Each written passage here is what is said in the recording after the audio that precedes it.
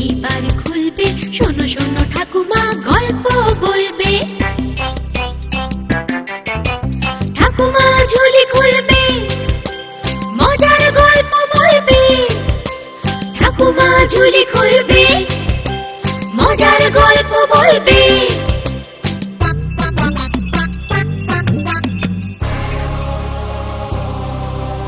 গা ছমছম কি হয় কি হয়, কখনো মজার কখনো বা ভয়। গা ছমছম কি হয় কি হয়, কখনো মজার কখনো বা ভয়।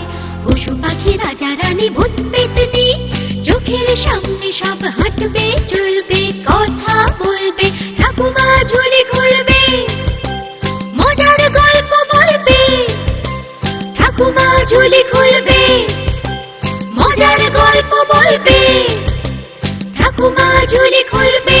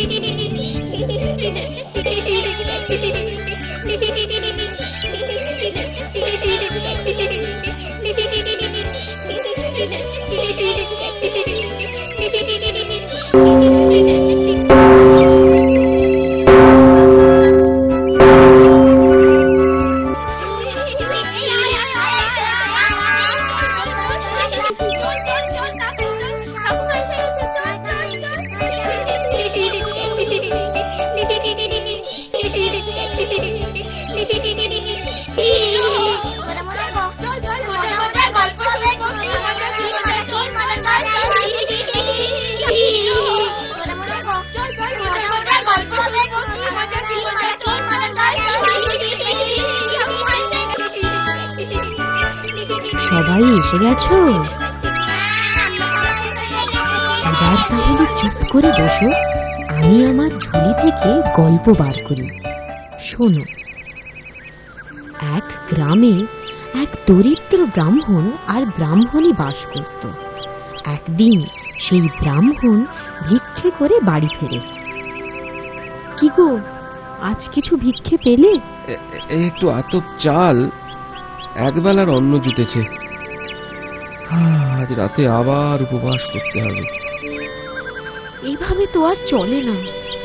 ভগবান কি আমাদের দিকে মুখ তুলে চাইবেন না? তা ভগবানই জানেন।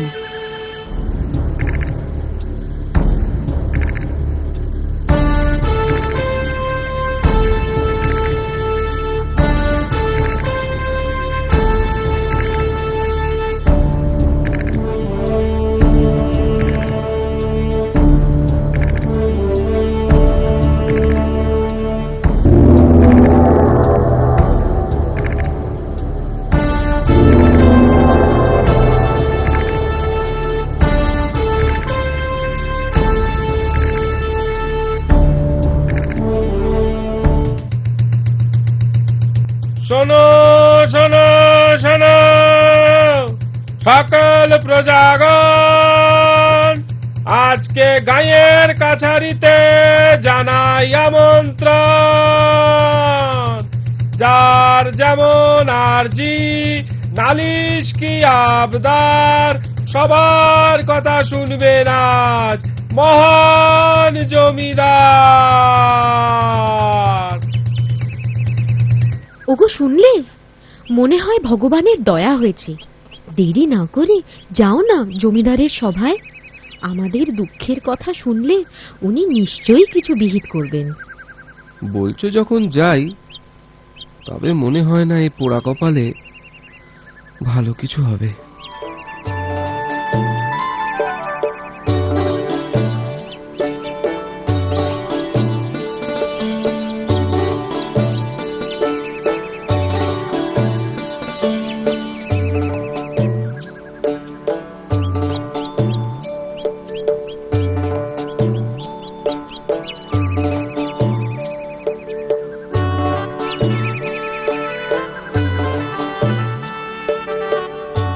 শুনেছি গায়ে নাকি ভূতের উপদ্রব। আগে হ্যাঁ হুজুর, গাঁয়ের উত্তর দিকে একটা বড় অসত্য গাছ আছে, সেই গাছেই ভূতেদের বাসা। তাই নাকি? বেশ বেশ। নায়েব, দিনের বেলায় ভয় নেই তো? তা এখন মানে এই দিনের বেলায় ভূতেদের দেখা পাবো?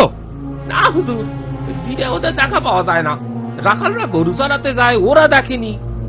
বেশ বেশ, তাহলে আর ভয় কি? হুজুর, যত ভয় তো রাতে। দিনের শেষে ওই জঙ্গলের পথে যাতায়াত করা যায় না। এক রাতে গোয়ার গোবিন্দ বামুন সেই গাছতলার পাশ দিয়ে যাচ্ছিল, সে আর জ্যান্ত ফিরে আসেনি। ভূতিরা তাকে মেরে নিজেদের দল ভারী করেছে। হুজুর, সেই থেকে রেতে আর কেউ সেদিকে যেতে চায়নি। বুঝলাম, ভয়ানক কাণ্ড। বুঝলে নায়েব, সূর্য ডোবার আগে প্রাসাদে ফিরতে হবে। এই সকলে মন দিয়ে শোনো, যে ব্যক্তি অমাবস্যার রাতে একলা গিয়ে ওই অসত্য গাছের একটা ডাল ভেঙে আনতে পারবে, আমি তাকে 100 বিঘে জমি বিনে খাজনায় উপহার দেব। তোমাদের মধ্যে কে রাজি আছো? হ্যাঁ, হাত তোলো। কি হলো, কি হলো? কারো সাহস হচ্ছে না? ভেবে দেখো, 100 বিঘে জমি বিনে খাজনায়।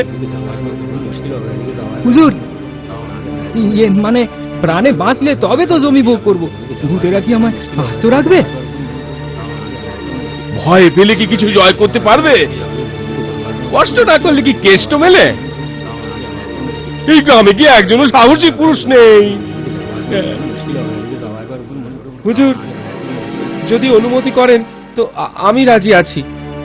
বামন নিশ্চিত খেপেছে। দেখছি আর এক গোবিন্দ বামুন। বেচারার বেগরে প্রাণটা যাবে রে। একেই বলে সুখে থাকতে ভূতে ছিল।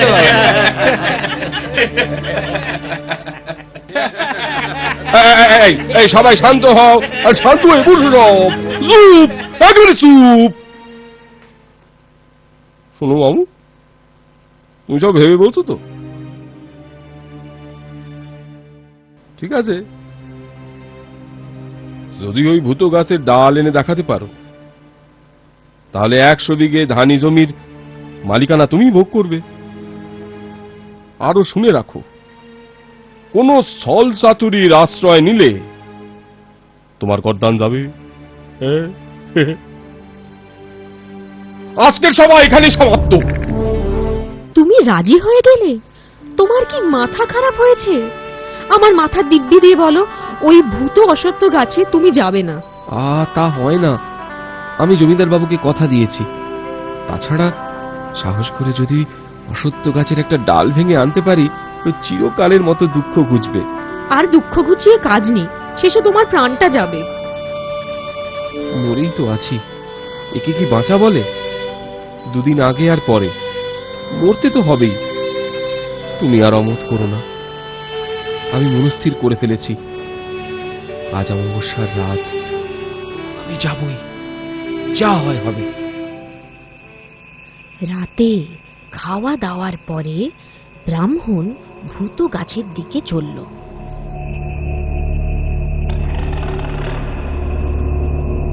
দুর্গা দুর্গা, দুর্গা দুর্গা,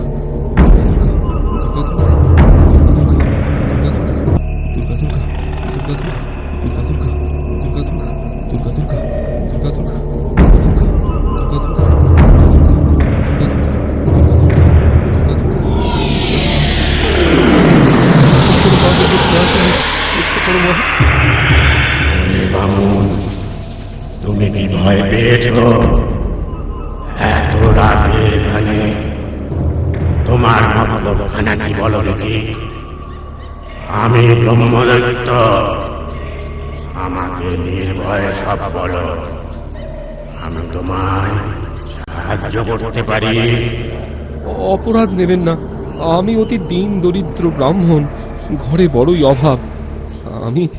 আমি যদি ওই অসত্য গাছের একটা ডাল নিয়ে গাঁয়ের জমিদারকে দেখাতে পারি, তো 100 বিঘে জমি পাবো। কিন্তু আমার সাহসে কুলোচ্ছে না। আপনি যদি আমায় সাহায্য করেন তো বড় উপকার হয়। তোমার কোনো ভয় নেই বামুন, তুমি নির্ভয়ে ওই অশ্বত্থ গাছতলায় যাও, আমি তোমার সঙ্গে আছি।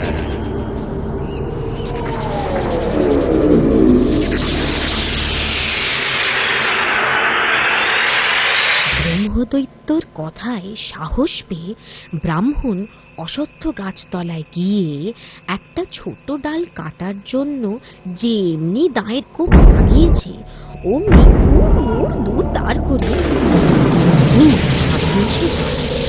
সেই শব্দ শুনে আর তাদের দেখে ভয়ে ব্রাহ্মণের প্রাণ শুকিয়ে গেল।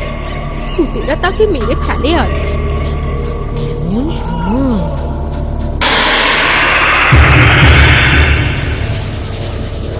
ওহে ভূতেরা, আমার কথা শোনো।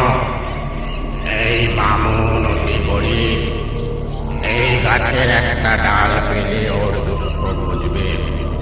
গায়ের জমিদার ওকে 100 বিঘে জমি দেবে। তোমরা ওকে কিছু বলো না, গাছের ডাল কাটতে দাও। হুজুর, আপনি যখন বামুনের উপর সদয় হয়েছেন, ওকে আর কষ্ট করতে হবে না। আমরাই ডাল কেটে দিচ্ছি, আমরাই ডাল কেটে দিচ্ছি, আমরাই ডাল কেটে দিচ্ছি।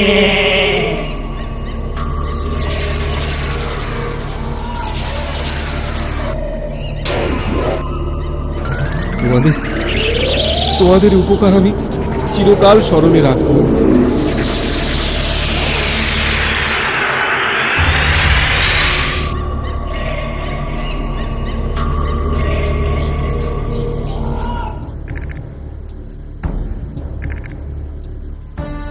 আশ্চর্য,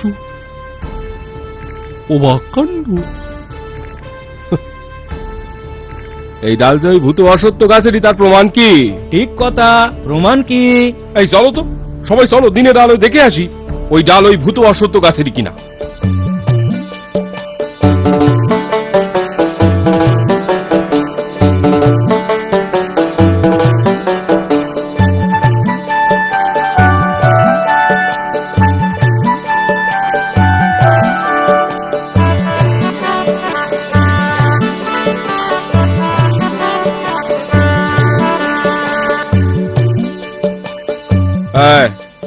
এই যাও দেখো তো ওই কাটা ডালে এই ডাল মেলে কিনা।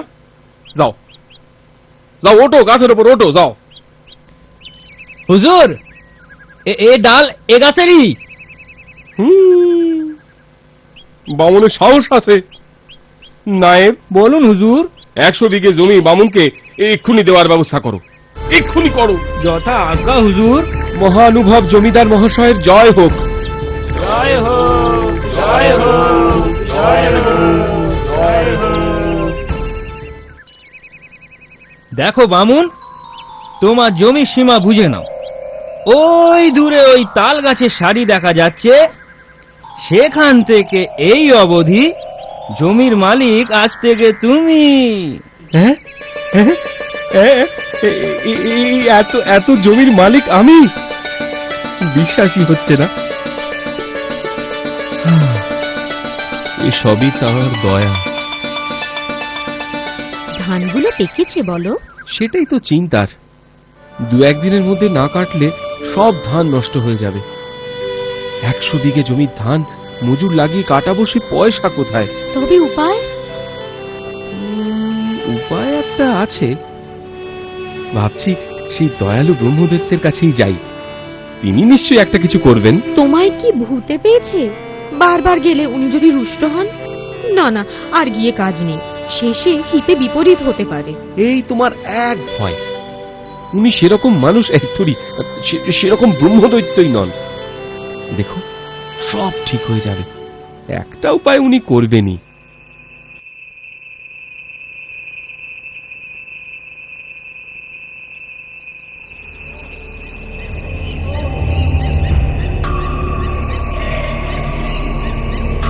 প্রভু, প্রভু আপনি কোথায়? দয়া করে দেখা দিন প্রভু, প্রভু।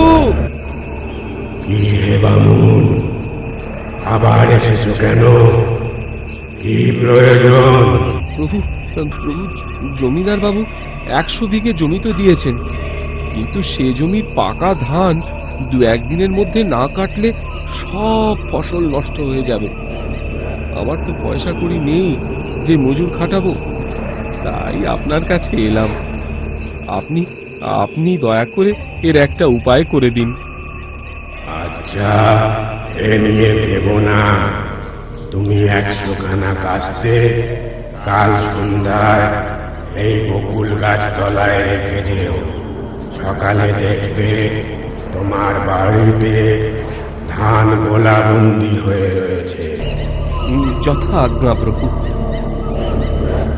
শোনো ব্রাহ্মণী, উপায় তো হয়েছে, তবে 100 খানা কাস্তে পড়শিদের কাছ থেকে জোগাড় করতে হবে।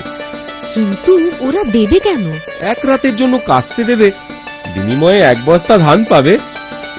এতে দেখো সবাই ঠিক রাজি হয়ে যাবে। তা বটে, চলো দুজনে মিলে পড়শিদের কাছে যাই, তারপর গোবর দিয়ে উঠোনটা মিকিয়ে রাখবো খন।